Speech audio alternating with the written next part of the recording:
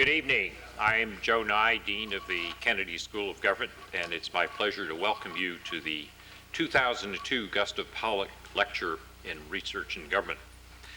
We're very fortunate to have had a number of distinguished lecturers over the years who've lectured in honor of the journalist and editor Gustav Pollock. They've included figures such as James Schlesinger, Vernon Jordan, Caspar Weinberger, and Thabo Mbeki. Tonight we're fortunate to have someone in the same august tradition, Bernard Lewis, who is with us to deliver a title of his lecture that shares the title of his most recent book of What Went Wrong, Western Impact and Middle Eastern Responses. Bernard Lewis is one of the world's foremost authorities on the Middle East and Islamic culture. He has indeed taught Islamic history for some half a century, and he has been a professor at the University of London as well as at Princeton, where he is now the Dodge Professor of Near Eastern Studies Emeritus. He's an expert on the Ottoman Empire, medieval Islamic history, contemporary Middle Eastern affairs, but perhaps the overarching theme has been the relations between Europe and Islam from early to modern times. He's the author of more than 15 books, including 3 in the last 2 years. He speaks no less than 8 languages, including Arabic, Persian, and Turkish. I must say, from a session that I had the pleasure of spending with him at the Aspen Strategy Group a couple of years ago, he is not only well-informed, but also prescient. So please join me in welcoming Bernard Lewis to the Kennedy School this evening.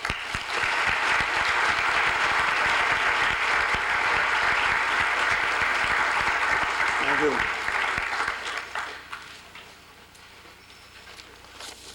I'm afraid that after that introduction, anything I have to say will come as something of an anticlimax, but I'll do my best.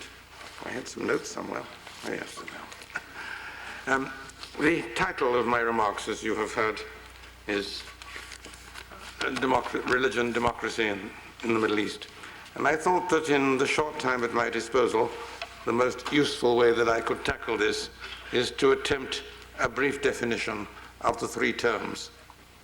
So let me start with the Middle East, this shapeless, colorless, meaningless expression, redolent of a past age of the world as viewed from Western Europe, which somehow has persisted and is now used not only in Western Europe, where the Middle East is the Middle East, but also in the Far East, in North America, in Russia, and most astonishing of all, even in the Middle East itself, where people see no incongruity in referring to the places where they live in these countries of ancient civilization as the Middle East. That is a leftover from the age of West European imperialism. Why does this expression survive? I think the immediate answer is, well, how would you replace it? And there is no way of replacing it. In India at one time, they viewed matters in a different perspective and redesignated it West Asia. The disadvantage of that is that it excludes Egypt. And while some people might want to do that, it's hardly feasible. One could define it historically as the heartlands of Islam, with some addenda here and there. And I think that is probably the way to look at it. These were the heartlands of Islam, the region where Islam was born, where Islam went through its great classical creative age. And although at the present time more Muslims live in South and Southeast Asia than in the whole of the Middle East, nevertheless one still sees this as the center of the Islamic world. One other point I think is important to make before I leave this definition of the Middle East, and that is its precise dimensions. Now, these are obviously very vague. And there was some years ago an organization called American Friends of the Middle East, which offered its friendship to the whole region from Morocco to Indonesia. That is not the normal usage. In the 20th century, the Middle East came to be shared between the imperial powers the 19th and 20th centuries, let me say, in the final defeat and retreat of the Ottoman Empire, the last and in many ways the most powerful and most enduring of all the great Islamic states. One by one, its territories were occupied and incorporated in Western empires, particularly in the three great European empires, the British, the French, and the Russian. And the one that survived longest was the Russian. It began soonest and ended latest. And with the collapse of the Soviet Union some 10 years ago, the Middle East were reincorporated. The Transcaucasian lands and the Central Asian lands, which historically, culturally, linguistically, are really part of it and have always been part of it. Let me attempt a review of the various forms of government in the Middle East with reference to our particular topic. You are particularly concerned with government, so I thought it would be appropriate to give some special attention to this particular aspect. We may divide the regimes of the Middle East into a number of categories with distinctive features. The first one might call traditional autocracies. Countries like Arabia and some of, though not all, of the Arabian states, where the form of government is very much the same with minor modifications that has existed for centuries, and one might even say for millennia in this region. Then there are a second group, also autocracies, but shall we say, those undergoing a process of change in the direction of greater liberalization, attempts to create a more open society. And here I'm thinking of countries like Morocco, still part of the Middle East, of course, Morocco, Tunisia, Jordan, and perhaps Egypt. I hesitate over that because of certain trends discernible in Egypt in more recent years. A third category I would unhesitatingly describe as dictatorships. There is a tendency in the Western world to assume that there are two kinds of government, democratic and the rest being sort of lumped together in one undifferentiated mass. This is a great mistake. There are vast differences between a traditional autocracy, which has its own limitations, and a simple dictatorship. There are, I think, two countries in the Middle East which can fairly be described as totalitarian dictatorships: Syria and Iraq. And the model that they followed is that of the fascist or Nazi state which flourished in much of continental Europe in the 20th century. This is probably the only European model which has been successfully adopted and adapted in the Middle Eastern region. A fourth one is what one might call theocracy. Government in the name, not only in the name of religion, but by the professional men of religion. I hesitate to use the word clergy in an Islamic context. Clergy is a Christian term. It carries with it a connotation of ordination, of sacraments, of hierarchy, and the rest, all of which is quite alien to the Islamic tradition. But interestingly, what I think the Ayatollahs have accomplished in Iran is what I would call, in an institutional, though not in a doctrinal sense, the Christianization of Islam.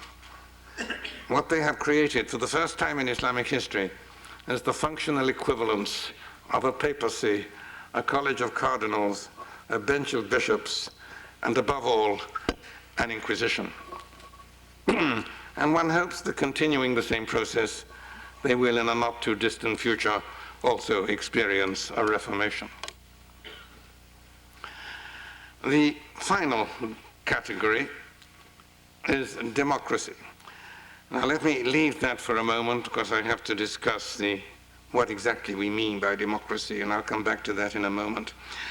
Now of these, all but the first, traditional states, all but the first represent in one way or another, Western influence, at first mainly West European influence, to some extent Russian influence, and latterly also American influence. This is true of the liberalizing traditional autocracies. It is true of the dictatorships following a European model. And as I just tried to point out, it is true even of the so-called Islamic theocracy of Iran, a European, not a Muslim model. All represent Westernization. And, well, let me come back to the question of the benefits or damage done. Let me turn now to the term democracy and what one means by that. You may recall a passage in Shaw's play, Antony and Cleopatra, in which a British slave expresses some views and his owner tries to excuse him by saying he is a barbarian, a primitive, and he thinks that the customs of his tribe are the laws of nature. We often tend to make that same mistake in talking about democracy.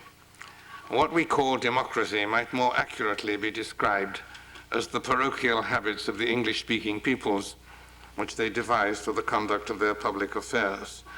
I do not share the prevailing view that democracy, thus defined, is the natural condition of mankind, any deviation from which is either a crime to be punished or a disease to be cured. I think it is one way of conducting public affairs. I happen to think that it's the best way that the human race has yet devised for the conduct of its public affairs. But then I'm also convinced that English is the best language that the human race has ever devised for the expression of its thoughts and feelings.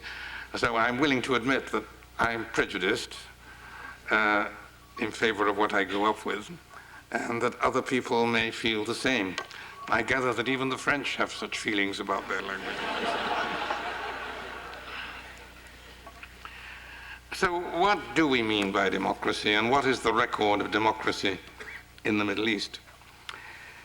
Well, in this Western sense, the record is not very good. The effect of Westernization, of Western influence, has been not to decrease, but to increase autocracy in a number of ways. The traditional Islamic society had its own system of values and laws. They didn't talk about freedom. Freedom was a legal and social term, not a political term. Being free meant not being a slave. But they did talk about justice. A very remarkable Egyptian called Sheikh Rifaa Rafi Tahtawi went to Paris in the 1820s as the religious preceptor to the first group of Egyptian students. And he wrote a book about France, a remarkable book, the view of early 19th century France viewed by a man straight out of the Middle Ages, but a highly intelligent and observant man. And he talks about freedom and how the French talk about freedom, and tries to explain this to his readers. And he sums up by saying, well, what the French mean by freedom is the same as what we mean by justice. And I think this is a very acute observation. In Western thought, the converse of tyranny is freedom. In traditional Muslim thought, the converse of tyranny is justice. You just define good government and bad government in terms of justice or injustice. And what does justice mean? Well, there, of course, there is room for discussion and argument among jurists and theologians and philosophers. But I think the general idea is clear enough. Now, this one important aspect of the traditional Muslim concept of justice is law. Justice is, after all, regulated, dispensed, and maintained by law. And justice, as conceived, means the maintenance of the law. And here there is a very important difference between traditional Islamic autocracy and modern dictatorship. And that is that the ruler is subject to the law no less than the humblest of his slaves. His job is to maintain, apply, and enforce the law. He may interpret it, and of course lawyers can do wonders with the interpretation of the sacred text, as constitutional law in this country amply demonstrates. But nevertheless, there can be no formal change in the law, and the principle was generally maintained.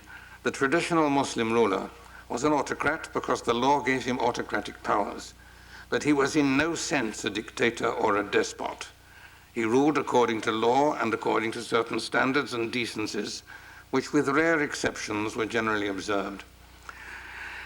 The effect of modernization has been to turn the autocrat into a despot in two ways. One is by vastly increasing the powers of the central authority through the whole modern apparatus of surveillance and repression. The most petty dictator of a modern state in the Middle East or elsewhere exercises far greater powers than Harun al-Rashid or Suleiman the Magnificent or any other of the great rulers of the Islamic past. The other way, even more pernicious, is by the weakening or abrogation of intermediate powers. In the traditional society, there was the ruler at the top, but there were a whole lot of other elements in society, deeply entrenched, able to exercise a restraining effect on the ruler, and where necessary to remove and replace him. These intermediate powers, religious, social, economic, have to a very large extent been either enfeebled or abrogated by the processes of modernization. So there again, you get an enormous increase in autocracy.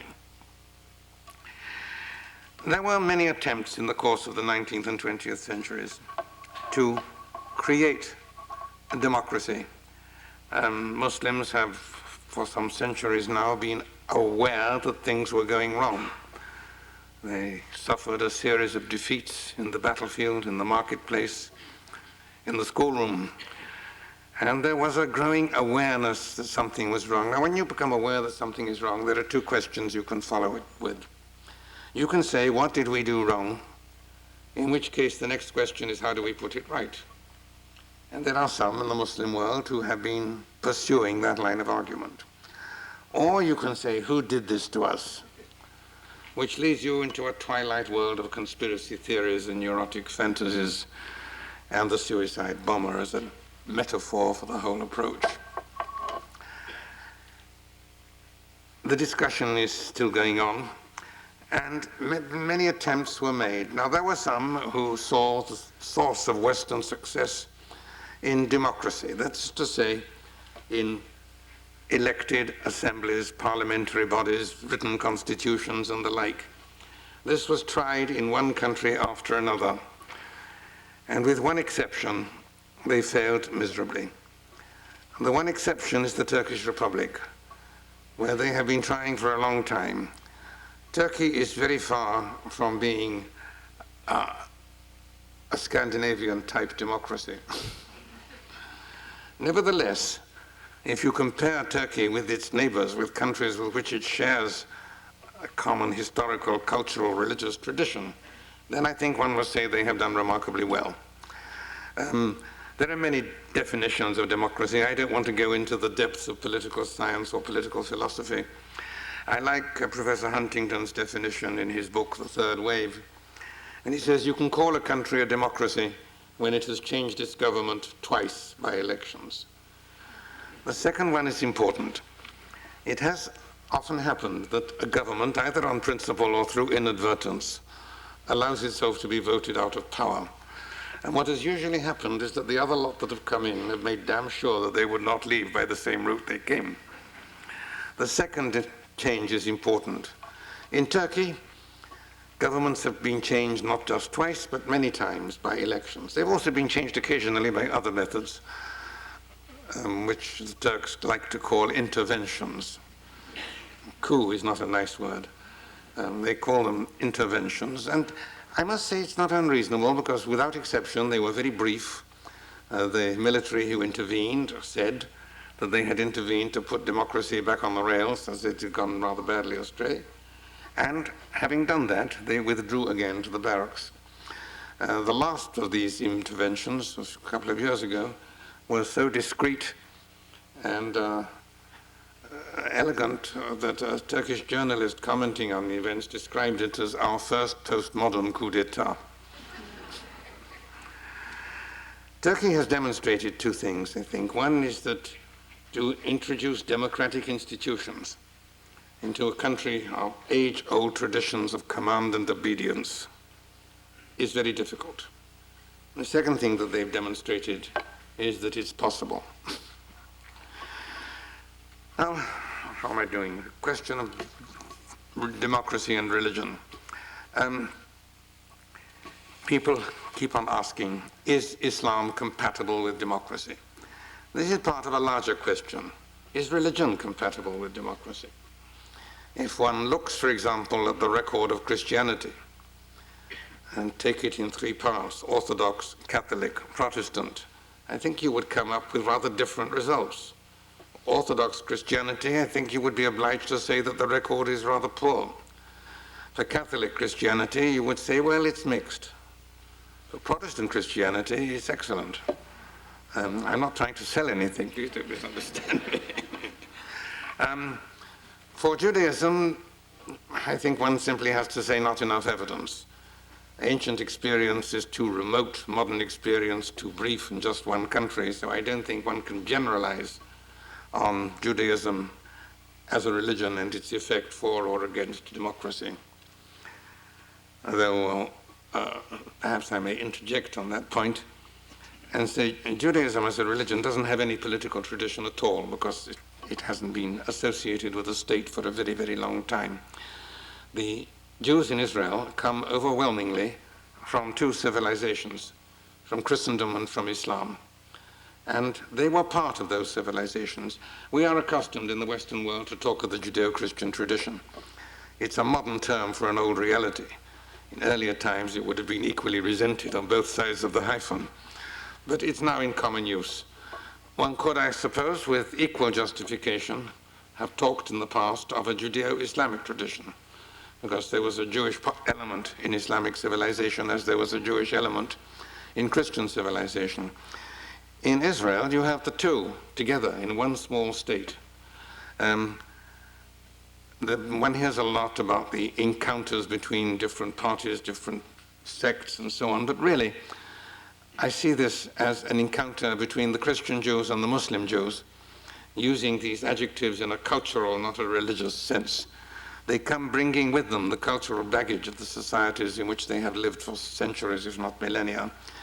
And the coexistence of the two with a common allegiance and a common religion in a single state has produced quite extraordinary tensions, and one may hope that it will produce solutions of wider availability.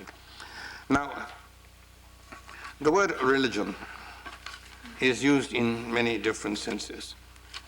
And there is, I think, for this purpose, a very important distinction arising from what, without any intention of disrespect, I would call the foundation myths of the various religions. Moses, you will recall, was not permitted to enter the Promised Land. And the Hebrew Bible resonates with the themes of bondage and liberation, exile and return. Jesus was crucified, and for centuries his followers were a persecuted minority. Muhammad did not suffer any of these disagreeable experiences. He triumphed in his lifetime. He conquered his enemies, and he established a state of which he was head. And as head of state, he did the things that heads of state do. He promulgated laws, he administered justice, he made peace, he made war.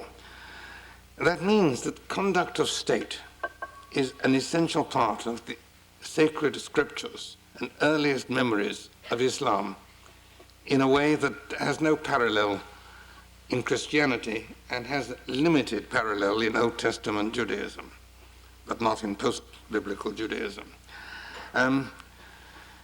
Christianity finally became involved with the state with the conversion of the Emperor Constantine. Muhammad was his own Constantine.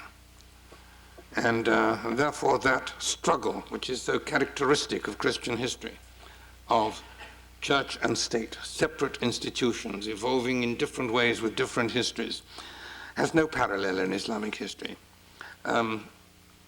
The existence of a separate institution with its own hierarchy and its own head does appear at a rather late date in Islam, but in a very limited form, and is obviously a reflection of Christian practice. In traditional Islam, there is no such thing. There is no clergy and certainly no clerical hierarchy. In Christianity, there's this long interplay of the two, sometimes joined, sometimes separate, sometimes in harmony, sometimes in conflict, sometimes one triumphing, sometimes the other, was finally resolved by the long and bitter wars of religion that followed the Reformation, the great struggle between Protestants and Catholics, wars of religion that have no parallel whatever in Islam. There are differences between Sunni and Shia Muslims, but these are trivial by comparison. They're becoming less so in Pakistan at the present day, but that's another story. From a Muslim point of view, and here I think one might add from a Jewish point of view, separation of church and state is a Christian answer to a Christian dilemma, which didn't exist in Islam, and to which, therefore, this answer was in the past seen as irrelevant. One may wonder whether it is still true that it doesn't exist in Islam. It didn't exist in traditional Islam, no doubt about that. But the role of the, I must use the word clergy in Iran and in some other places, and of professional men of religion on a wider and wider scale, is, I think, again posing the question. Secularism was so alien to Islam that there wasn't even a word for it in Arabic or Persian or Turkish. In Arabic, they borrowed a word used by the Arabic-speaking Christians. In Persian and Turkish, they used the French word laïcisme, laïc, is used in both Turkish and Persian to mean that. And that is a possible wave of the future. They may decide that having developed a Christian disease, they should try a Christian remedy.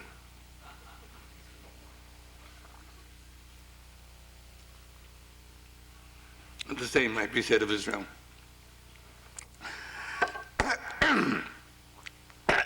Sorry. How much time have I left? 5 minutes. Right. Let me end briefly with a survey of the ideological trends in the Islamic world, more particularly the Middle Eastern part of it, over the last half century or so. During the second half of the 20th century, two ideologies were dominant in the region: socialism and nationalism. In 1945, socialism seemed to be world triumphant. In Eastern Europe, the Soviets had won a great military victory over their opponents. In England, the British Labour Party won a smashing electoral victory, ousting the great Winston Churchill from office. Socialism was obviously the wave of the future. And in one country after another in the Middle East, it was adopted with the promise that it would bring prosperity. It didn't. There was a lot of discussion about various types of socialism. At one time, there was much talk of what was called Arab socialism, meaning socialism but adapted to the different cultural traditions of the Arab lands. This was opposed by others who said, no, that's nonsense. We must have scientific socialism, meaning the unadulterated Marxist variety.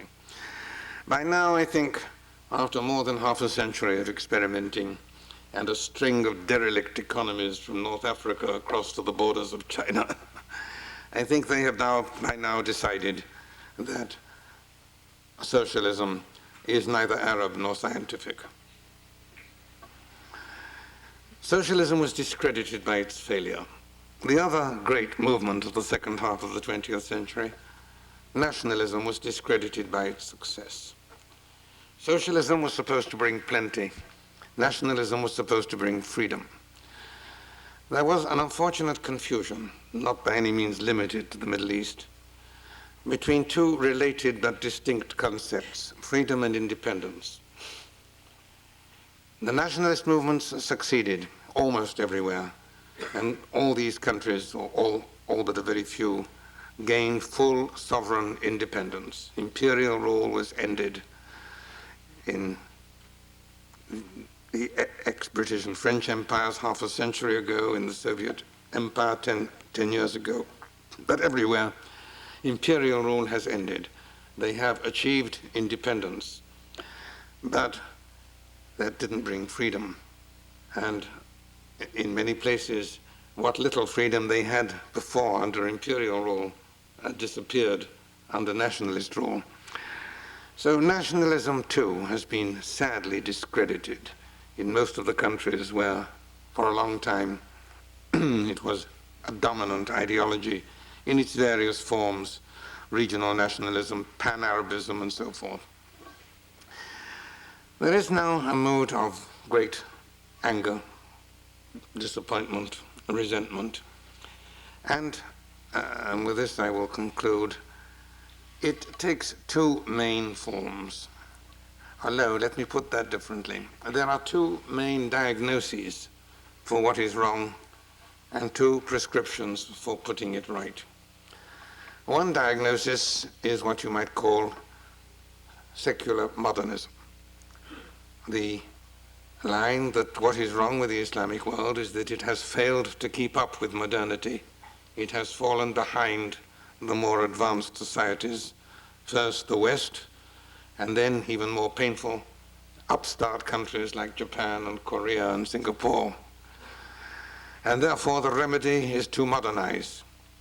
And that means separation, democracy, and the rest of the things which we associate and which they also associate with progress, freedom, prosperity, modernity.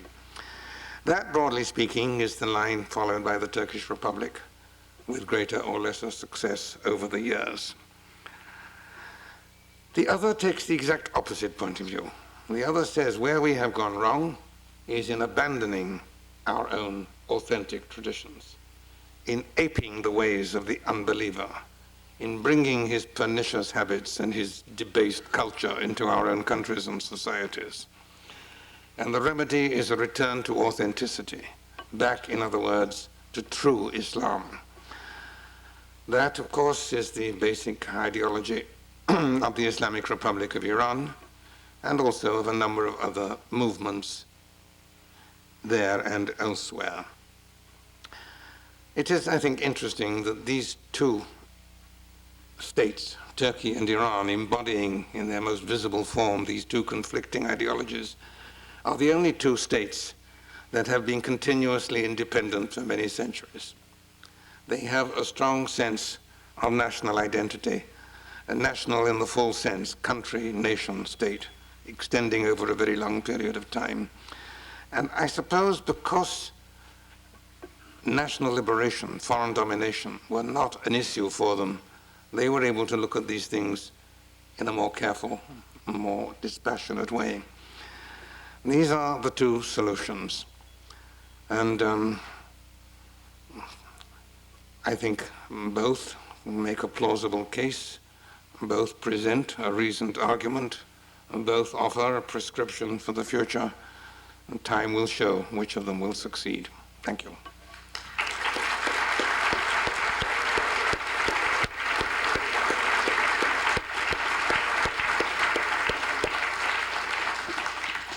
We now have time for questions. There are two microphones here on the floor, two on the balconies. I'd ask you that as you raise your question, please identify yourself and your relationship to the university. Please keep your question brief and only one question. So I will start with this microphone here. Good evening. My name is Amit Bode. I'm a graduating student here at the Kennedy School. My question is, you mentioned the linkage between the Western societies and the Middle East. I'm sorry? Western society? Yeah, between the West and the Middle East through religion, Christianity versus Islam, and so on. And I'm wondering how much in the last 50, 60 years has economics got to do with the role of influencing this relationship, of creating more barriers in their movement from autocracies to democracies, because the West had an underlying interest, especially in the Middle Eastern Islamic states. One by one? Yes. Yeah. Oh yes, certainly the economic factor is a very important one. But remember, these are sovereign independent states. They have been for some time.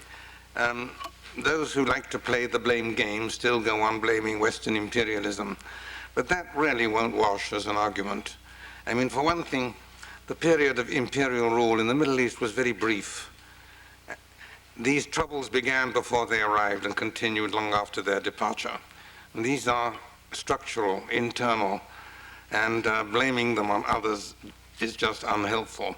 Obviously, there is growing economic distress in many of these countries, and I would say that the discovery of oil and the immense revenues accruing from oil have worsened rather than improved the situation.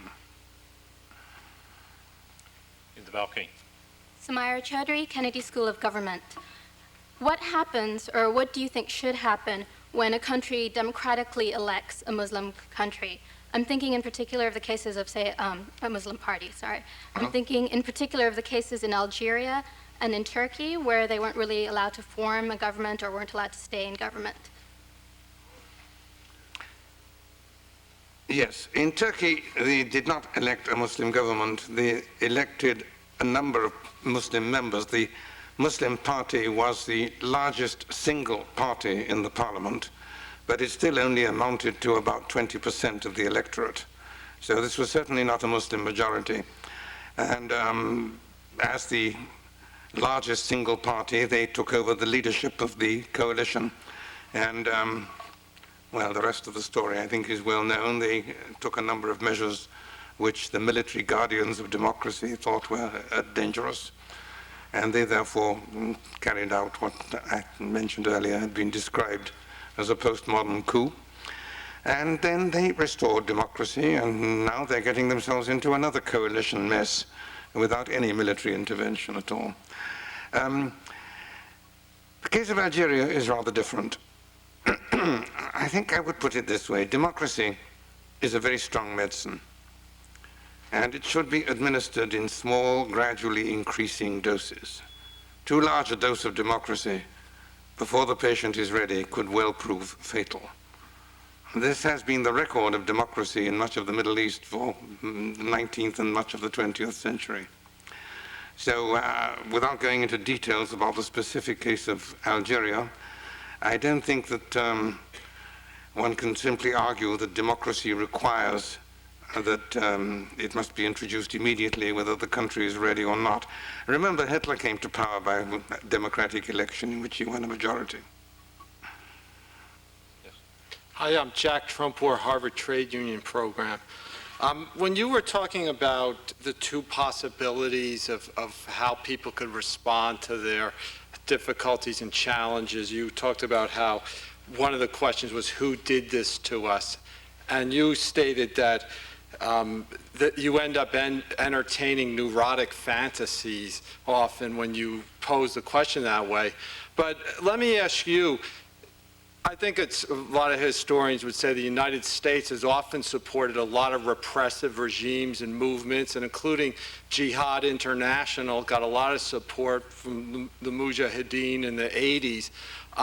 How much do you think people in that area would you legitimately say they have legitimate grievances? You seem to just out of hand dismiss that they have any grievances against the West, and I'm wondering what would you say would be a legitimate grounds for grievance against the West?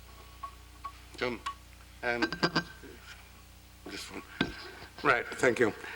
No, let me try to clarify what I was saying.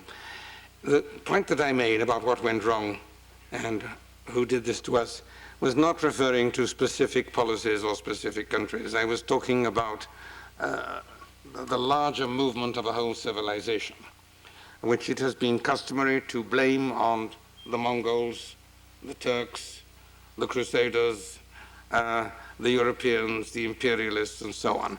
And that, frankly, is nonsense. What you raise is a quite different point, that is specific policies on particular issues of specific governments at specific times. Yes, certainly, there are legitimate grievances. But to say that the relatively depressed state of the Islamic world as a whole is because of that, it seems to me an absurdity. As regards specific policies, oh yes, there's no lack of those. And what I think is a very interesting reflection of this is the situation at the present time. In their attitudes to the United States, you can divide the countries of the Middle East into three groups. Group one, countries with what we are pleased to regard as pro-American regimes, where there is bitter anti-American feeling among the great mass of the population. As they used to say in Moscow, it is no accident that all the hijackers came from Egypt and Saudi Arabia, two countries with which Washington has the closest relationship. And if one talks to people and even reads what they say, it is clear that they detest their rulers, whom they regard, not implausibly, as American puppets foisted on them. The worst case of that was what happened 10 years ago with the defeat of Saddam Hussein, who was nevertheless left in power, and not only left in power, but left in power with helicopters so that he could crush the rebellion against him. The second group are countries where the regimes are violently anti-American and where the populations are therefore extremely pro-American. Nowadays, it's easy to document this. I mean, with modern devices, internet, telephone, fax, and the rest, one can know opinion movements in these countries in a way that would have been inconceivable in earlier times. In the case of Iran, there was a very dramatic example of it. After what happened in September, thousands of Iranians spontaneously went out into the streets and lit candles in vigils of sympathy with the United States. And this is amply supported by what I hear from Iranian friends who are still living in Iran. One of them went so far as to say there is no country in the world now where pro-American sentiment is stronger, deeper, or more widespread than in this country, Iran. Iraq is a little more difficult because the Iraqis have well-grounded grievances. They will say, yes, you had a chance to liberate us 10 years ago. You didn't want a change of regime, you just wanted a change of tyrant, replacing a hostile tyrant with a friendly tyrant. And they wouldn't do this, but you might call this the Central American approach. In Iraq, therefore, feelings are much more mixed. But even there, I have no doubt at all that they would much prefer a change to what they have now. I've been assured from both countries, they said, you saw those scenes of rejoicing on television in Afghanistan. That would look like a funeral compared with what you would see in Iraq and Iran if the present rulers were removed. So, group one, pro-American governments, therefore anti-American people. Group two, anti-American governments, therefore pro-American people. The third group are those countries where both the government and the people are pro-American. And that, of course, is the countries where governments are democratically elected and can be democratically removed. And that is Turkey and Israel. In those two countries, elections change governments. Elsewhere in the region, governments change elections.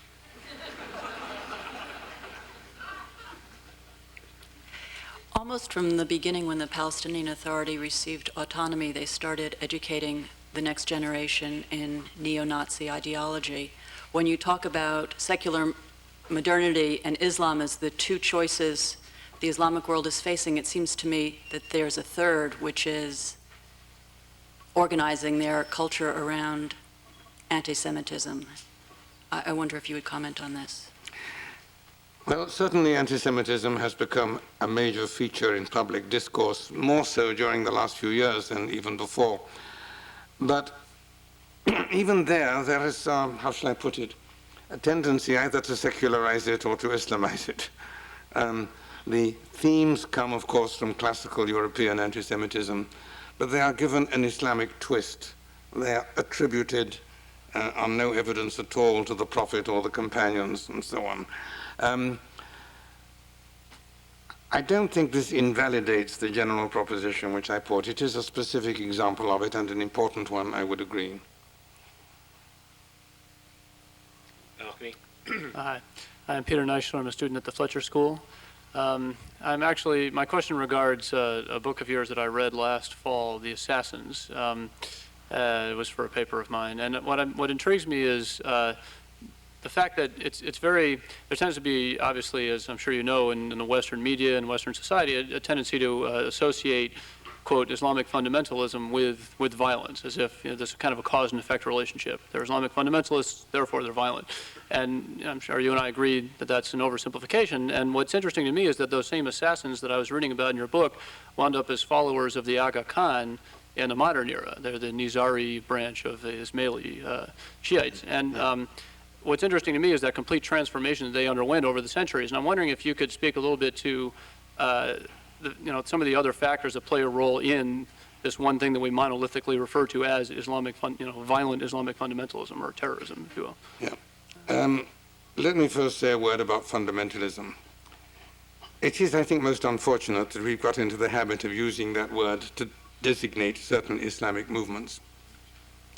Fundamentalism is a Christian term, and one can be much more specific than that. It's an American Protestant term, dating, if I remember rightly, from about 1910, when a group of churches published a series of tracts called the Fundamentals to differentiate themselves from the mainline churches. And they disagreed on two main issues. One is the literal divinity and inerrancy of the Bible, in the English translation, of course. And the other was their rejection of liberal theology. Now, the inerrancy of the Quran is a basic dogma of Islam. This is not a matter for discussion or disagreement.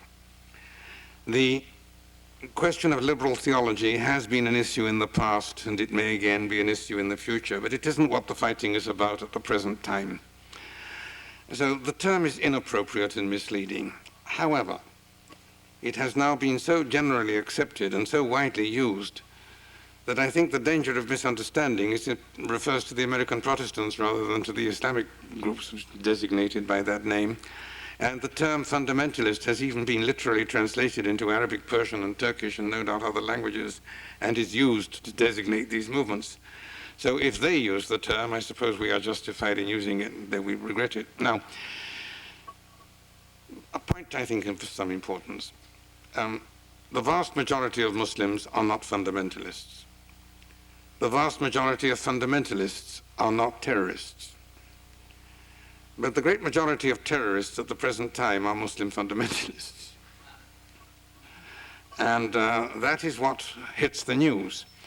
I mean, nobody is going to make a newspaper headline saying, yesterday 1 billion Muslims went peacefully about their business and did no harm to anybody.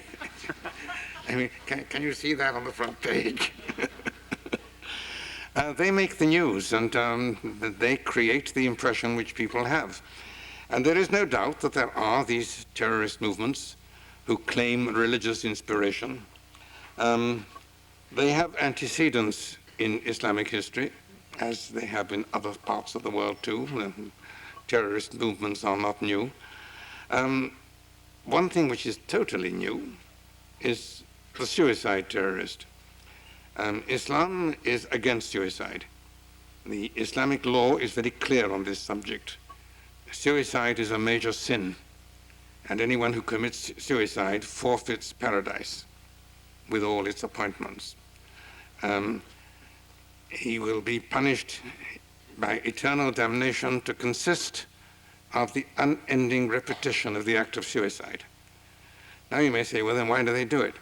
Well, there was an evolution in the second half of the 20th century of certain Muslim theologians writing on this subject.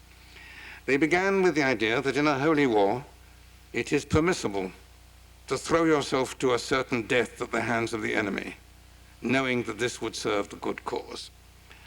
And then they took that one step further. Some, by no means all, some Muslim theologians of the extremist groups said that yes, it's all right even if you die by your own hand. Now, I would have thought that there is a great difference between throwing yourself to certain death at the hands of the enemy and dying by your own hand. And if you believe that this is going to affect your eternal destiny, I think you should give it careful thought. One is risking a lot on a question of theological interpretation. But it has, as you know, become a major issue now, the suicide bomber. But this is in no sense part of the Islamic tradition. The medieval assassins to whom you referred made it a point of honor not to survive an assassination. If one survived, this was considered a disgrace. But he didn't kill himself. He was killed by the guards or attendants of the person he assassinated. And this was considered right and proper and ensured him his place in paradise. The assassins were also different from these in another important respect. Theirs were only and always targeted assassinations. That is to say, they sought out a particular victim, a political or military or religious leader whom they regarded as hostile, dangerous, noxious, and they would then find a way of getting right up to him. They only used a dagger. They did not use such weapons as poison or missiles of any sort, only the dagger, making escape virtually impossible. I think the most interesting thing about the assassins is their total and final failure when they evolved into a peaceful, law-abiding community, well represented at the present time, both in this country and in Canada.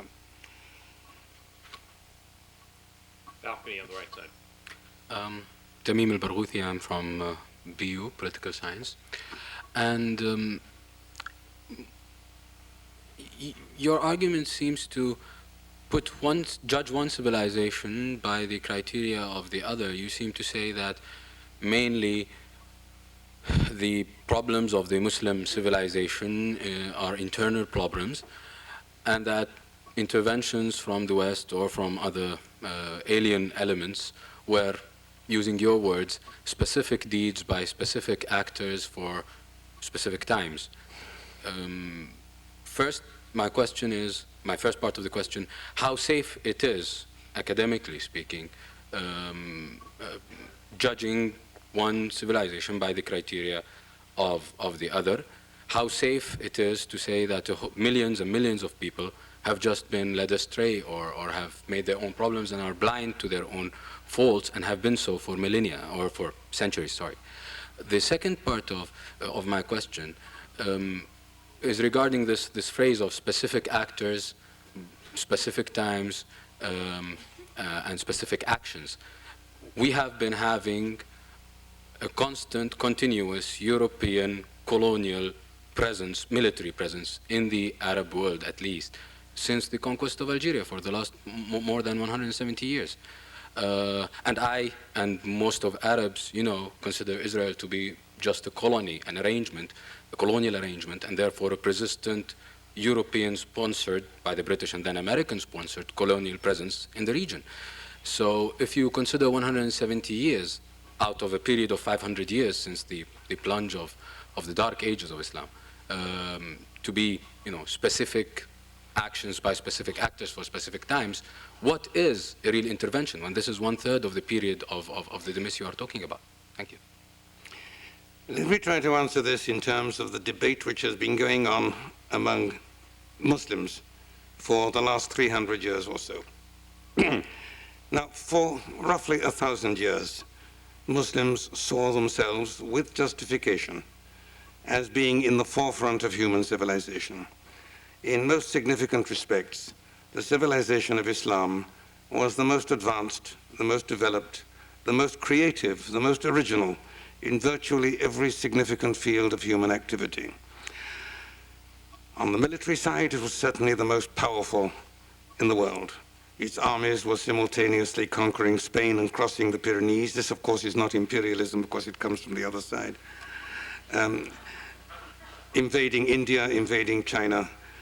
On the economic side, it had developed industries far beyond anything dreamt of in Europe, and even a sophisticated system of banking and credit.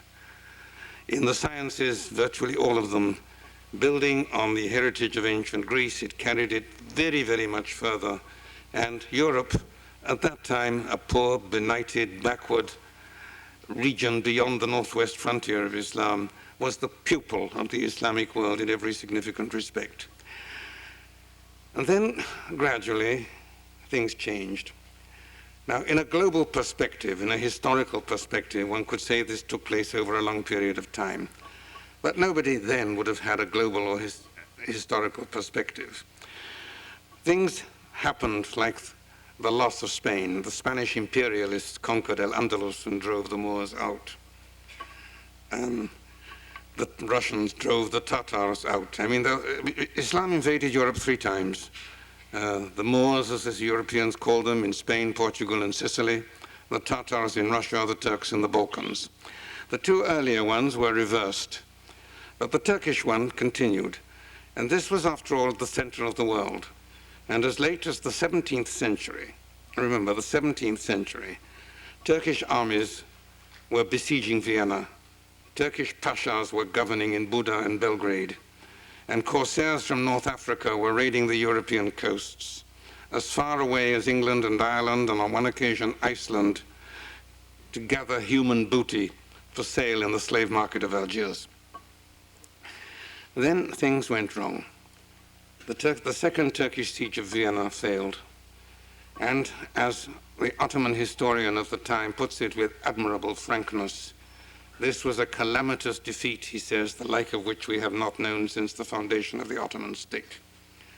I don't know of any modern Middle Eastern historian who would put things quite that way. The Turks were driven back, and they were forced for the first time to sign a peace treaty in which they were defeated, not victorious. And gradually they had to relinquish one after another of their possessions to national movements of one sort or another. Not surprisingly, the Spaniards, the Portuguese, the Russians, having driven the invaders out of their homelands, followed them whence they had came, and began that expansion which came to be known as European imperialism, which of course has a moral delinquency entirely missing from other expansions in other directions. At the center, they didn't see this. They still saw themselves as triumphant, until there came this crushing and unequivocal defeat. And the debate begins, we can date it precisely. The Treaty of Karlowitz of 1699 was the first treaty virtually imposed on the last great Muslim power by a victorious enemy. And the Hungarian imperialists recovered Hungary, and the Serb imperialists recovered Serbia, and gradually they were driven back from one province after another. And the debate became more and more anguished and more urgent. They tried many solutions. They tried the military one, adopting European methods. They tried the political one. They tried the economic one. None of them worked. Now, you say using the standards of one civilization to judge another. I'm not using the standards of any civilization to judge another when I take, for example, scientific progress. Experiment and advance of knowledge went very, very far among the Muslims, much further than anywhere else ever before in the world. And then suddenly their science ceased. There were no innovations, no new books, no new ideas, no new experiments, while this was happening at that time in Europe. And an interesting contrast, while the primitive, barbarous Europeans were interested in what was happening in the lands of Islamic civilization, they learned Arabic, they went to Arab universities in Sicily and Spain. They translated books into their own barbarous idioms. When the thing turned round, there was virtually no interest at all. There was a total lack of interest in what was happening in European science at the time when European science for the first time was beginning to be more advanced and Islamic science less advanced. In the centuries, until the 18th century, when the European presence becomes unavoidable, so to speak, until then, only one book was translated into a Middle Eastern language from a European language. That was a treatise on the syphilis. Good reason. Syphilis came from the West. In fact, it's still known as frangi, the Frankish disease in many languages. Syphilis came from the West. It was therefore legitimate to translate a Frankish book on the diagnosis and treatment of syphilis, but nothing else. This was something that happened within, and to attribute this, I think, to something which happened centuries later would be rather difficult. Normally among historians, causes come before consequences, though I realize that in some modern schools of epistemology this has been reversed. We are past our time, but our last question will be by Professor Allison. Just a quick question. I'd be very interested if you would comment on how you see the debate about this topic emerging among Islamic religious and political leaders. You mentioned Turkey, which I think is a very interesting example, but how is the debate shaping up, and who are people whose views you find interesting or informative? The debate is very intense and very interesting and becoming daily more so. It is, of course, impeded by the lack of political freedom, freedom of expression in most of the countries concerned. If you are likely to be thrown into jail and tortured for expressing an unpopular opinion, this does have, shall we say, a discouraging effect. Nevertheless, the debate is developing and in interesting ways. In Turkey, there is a large measure of freedom of expression, and these questions are debated in Turkey. In the Arab countries, it's more difficult, but it happens too because there are important Arabic newspapers published in Europe, especially in London. And although these are published and written abroad, they circulate quite widely in Arab countries. So that you have a debate, so to speak, at one remove, and it goes on and these questions are intensively discussed.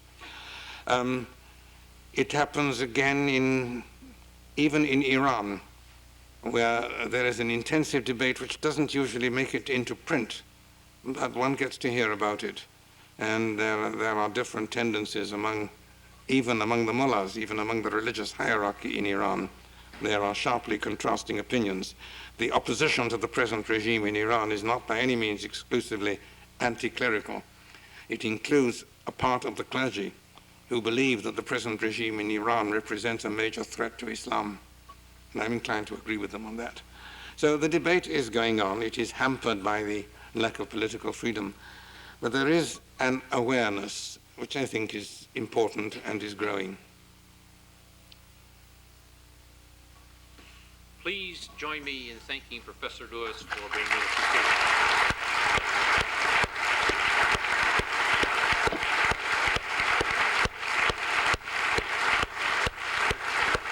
Very, very interesting. I think they want to have a very brief TV interview with you if you will. I think there's a television camera that they would like to have a quick interview of your. Oh dear. All right, lead on. We'll take you over this way then.